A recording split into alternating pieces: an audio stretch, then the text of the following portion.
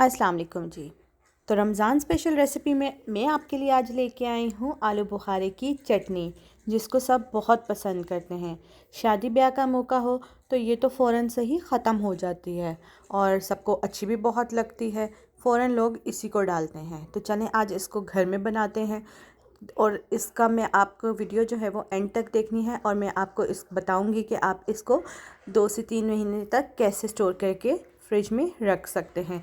तो वीडियो को लाजमी एंड तक देखिएगा, सारे स्टेप्स को फॉलो करिएगा, कोई भी स्टेप मिस नहीं करना है।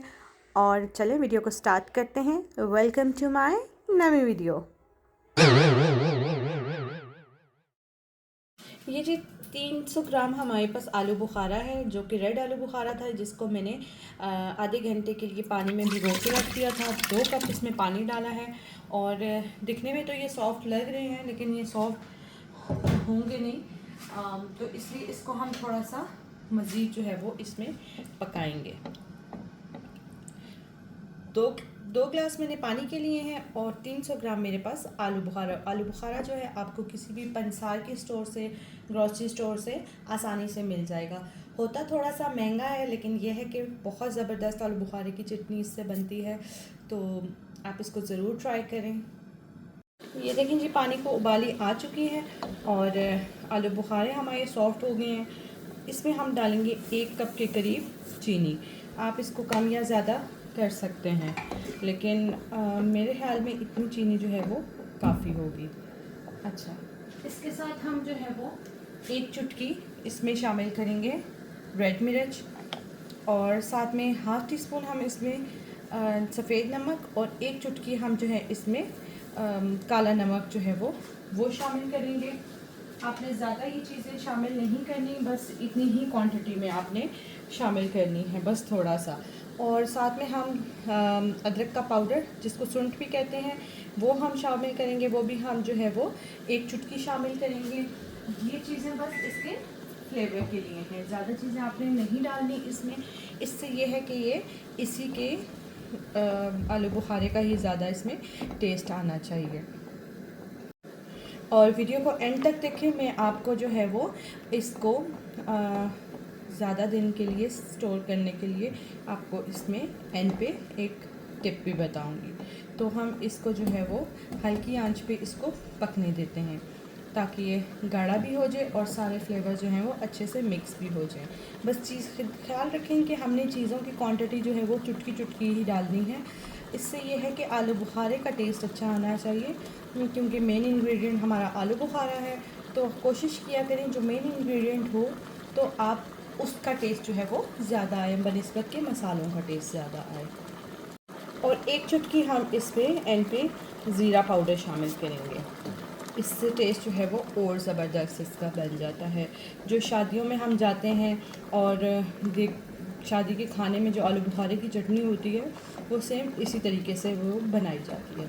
अच्छा, आप जो है मैं इसमें कोई फूड कलर ऐड नहीं करूँगी, क्योंकि इसका अपना ही कलर जो है वो बहुत ज़बरदस्त आएगा। जब ये पानी खुश्क हो जाएगा और आलू बुखारा जो है वो पानी के साथ मिक्स हो जाएगा, तो उसका एक खूबसूरत कलर आएगा। ठीक है, तो हम वही कलर इसका रखेंगे। तो ये देखें जी, हमारी जो चटनी है वो गाढ़ी होनी शुरू हो चुकी है। तो अब हम इसमें डालेंगे बादामों को मैंने आधा पौना घंटा हो गया भिगो के रखा हुआ था और इसके मैंने छिलके उतार लिए हैं और ये मैंने इसमें डाल दिया। अच्छा, अब जो इसकी लाइफ को जो बढ़ाने का तरीका है वो है, हम इसमें डालेंगे जी 1 to 2 टेबल स्पून के करीब वाइट विनेगर। आप इसमें लेमन जूस भी डाल सकते हैं और आप इसमें टाटरी भी डाल सकते हैं और वाइट विनेगर भी डाल सकते हैं। ठीक है, इससे ये है कि इसकी जो लाइफ है ना वो बढ़ जाती है। आप इसको अब जो है वो 2 से 3 महीने के लिए आप इसको फ्रिज में स्टोर कर सकते हैं, बाहर भी रख सकते हैं, लेकिन अब जैसे कि गर्मियाँ आ रही हैं तो आप इसको फ्रिज में रखें तो ज़्यादा बेहतर है। तो ये अच्छे से जो है वो ख़राब नहीं होगा ये। अच्छा, ये देखें जी, अभी ये हमारी जो चटनी है वो तैयार हो चुकी है। मेरा ख्याल है इतना जो है वो, आप इसको और गाढ़ा भी कर सकते हैं, लेकिन मैं इसको बस 2 मिनट के लिए और इसको पकाऊंगी और फिर इसका चूल्हा बंद कर दूंगी, क्योंकि चटनी जो है वो पराठों के साथ खाई जाती है, तो इसका जो लिक्विड है वो जो है वो होना ज़रूरी है, नहीं तो सिर्फ वो आलू बुखारा रह जाता है और लिक्विड उसका ख़त्म हो जाता है। तो ये हम करेंगे और चलें इसको सर्व करते हैं। तो ये देखें जी, हमारी ज़बरदस्त से आलू बुखारे की जो चटनी है वो बिल्कुल तैयार हो चुकी है। तो देखें कितना खूबसूरत कलर आया है, आपको इसमें और कलर डालने की बिल्कुल ज़रूरत नहीं है। और आप इसको कैसे स्टोर कर सकते हैं, आपने इसको पहले अच्छे से ठंडा कर लेना है रूम टेम्परेचर पे। उसके बाद आपने कोई भी जार लेना है, जार को जो है वो अच्छी तरह से धो के और खुश करना है। जार में बिल्कुल नमी नहीं होनी चाहिए, ठीक है ना।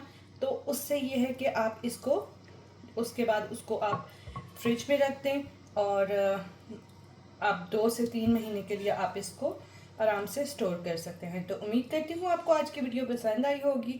वीडियो पसंद आई हो तो लाइक और सब्सक्राइब करके शेयर कर दें। मिलते हैं एक नए दिन एक नई रेसिपी के साथ, तब तक के लिए अपना ख्याल रखें। अल्लाह हाफिज़, बाय बाय।